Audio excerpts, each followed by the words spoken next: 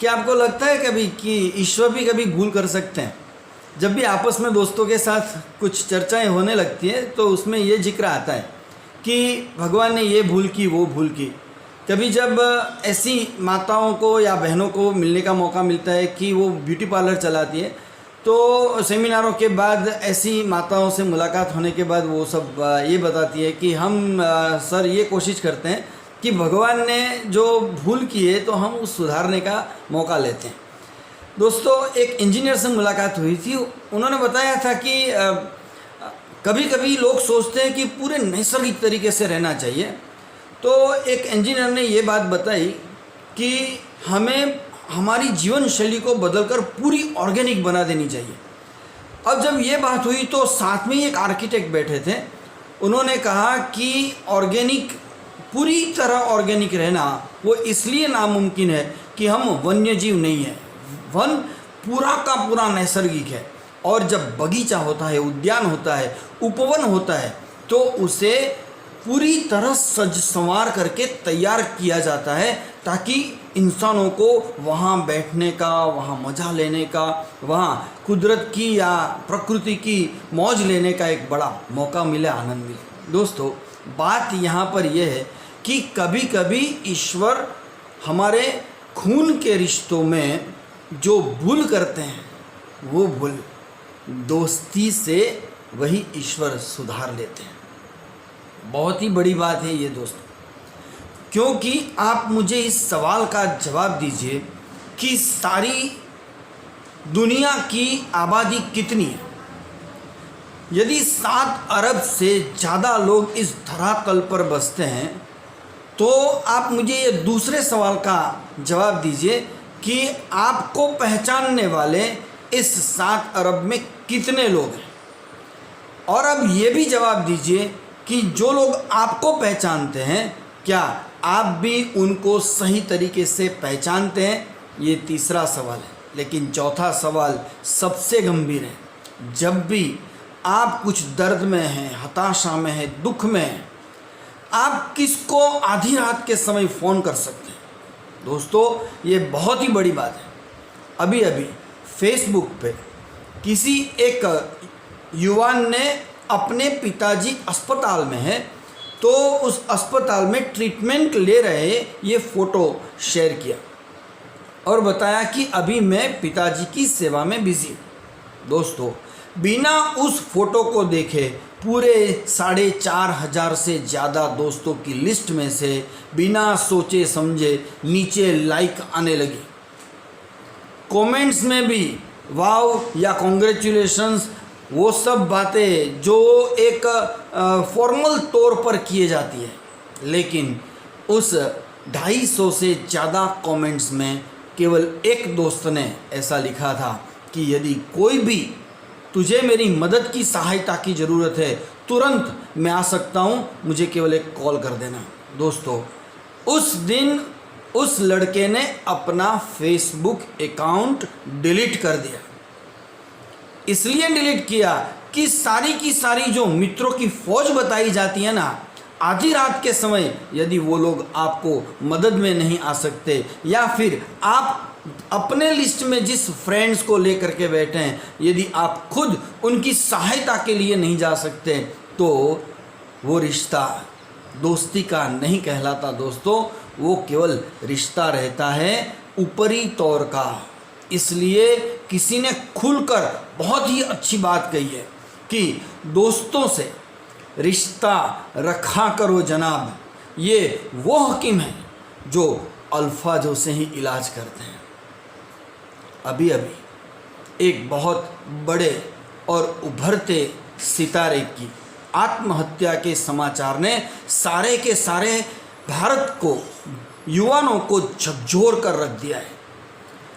बेमिसाल संपत्ति और साथ साथ इतनी अद्भुत प्रतिभा, साथ ही उन्होंने बहुत ही कम उम्र में जिस शान शौकत और अपने रुतबा को जमाया था अपनी टैलेंट के जरिए, दोस्तों, सब कुछ एक आत्महत्या के तहत गिरकर ढहकर रह गया।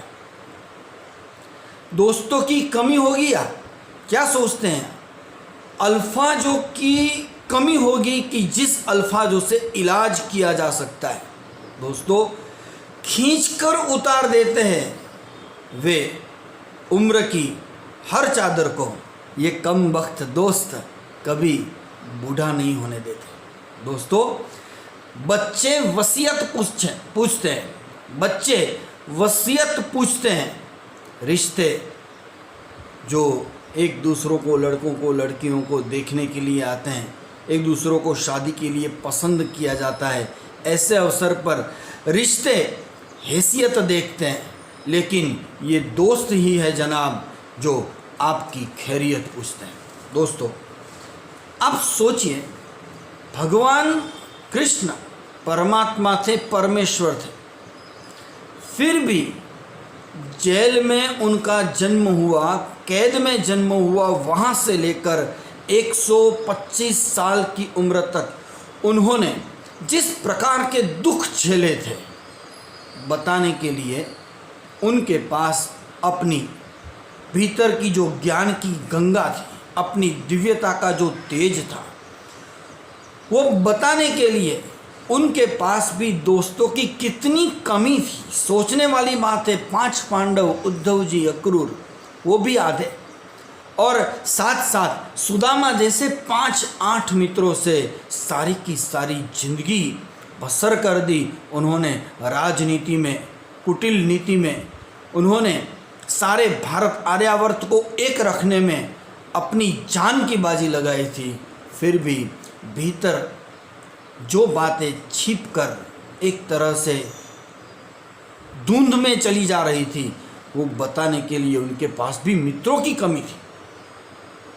इसका अर्थ यह है दोस्तों कि मित्र होना वो भी साधारण बात नहीं है, और आप किसी को मित्र बनाना वो भी साधारण बात नहीं है। भगवान रामचंद्र जी के पास हनुमान, सुग्रीव, भरत, गुह ऐसे ऐसे कुछ मित्र थे जो 5-7 की संख्या में आते थे। इसीलिए बहुत ही अमेरिका के जाने माने उद्योगपति हेनरी फोर्ड से किसी ने पूछा था, जब उनकी सफलता की बुलंदियां चरम को छू रही थी, उस समय एक पत्रकार ने आकर के हेनरी फोर्ड से पूछा था कि आपको इतनी शोहरत मिली, आपको इतना रुतबा मिला, आपके पास अरबों रुपये की, अरबों डॉलर्स की संपत्ति है, लेकिन क्या आपको कभी कोई कमी महसूस होती है? तब उन्होंने कहा था कि मैं एक सच्ची मित्रता के लिए मर रहा हूँ।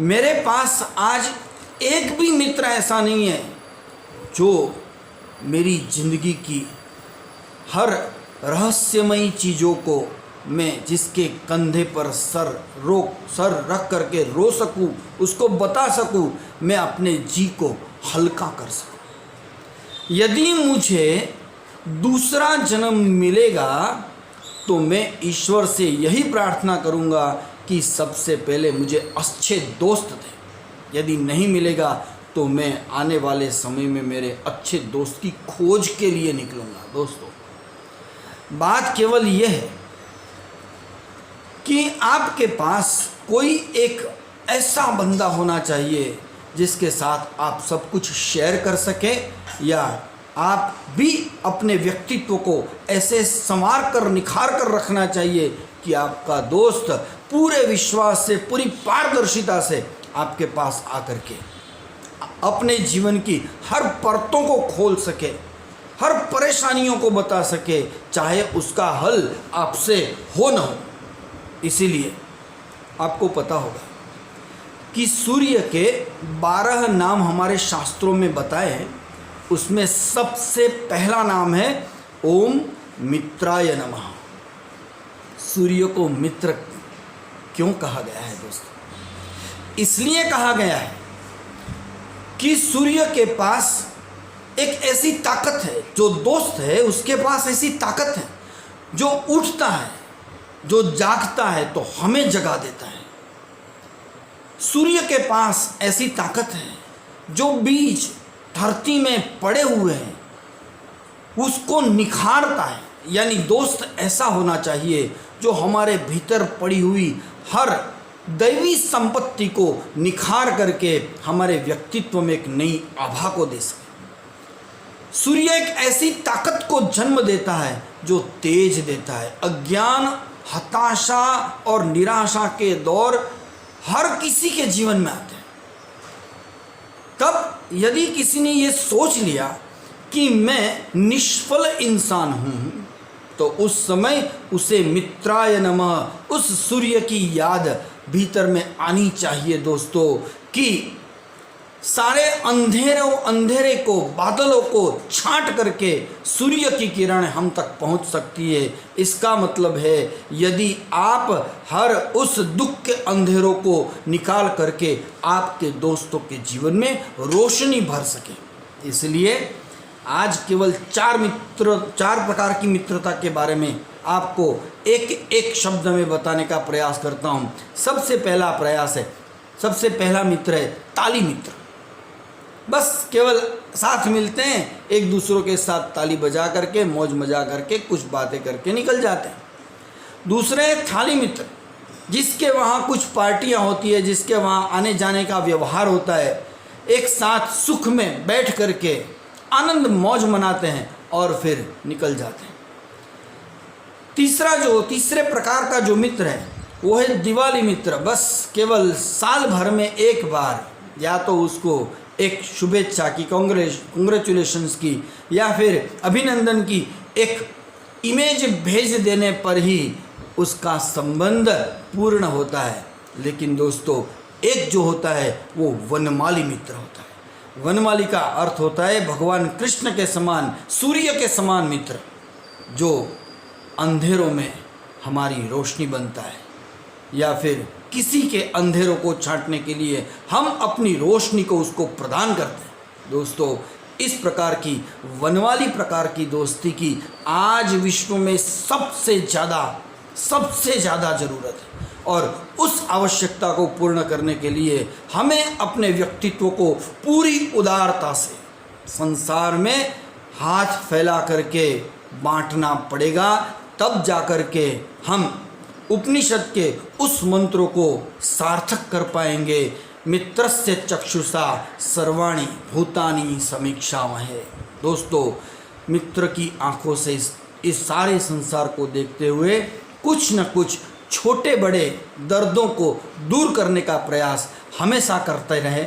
ऐसी हमें भी मित्रता की एक नई ऊंचाई को प्राप्त करने का अवसर या फिर रुतबा मिले, उस व्यक्तित्व में हम भी अपने के लिए काबिल हो, यही परमात्मा के चरणों में प्रार्थना करते हैं। दोस्तों, आप बहुत ही अच्छे से इन बातों को सुनते हैं, बहुत अच्छे प्रतिभाव मिलते हैं, आप लोग चैनल को सब्सक्राइब करते हैं और साथ साथ हमें इस ऐसी कुछ बातों को शेयर करने के लिए प्रोत्साहित करते हैं। इसलिए फिर एक बार आप सभी का धन्यवाद। Thank you very much.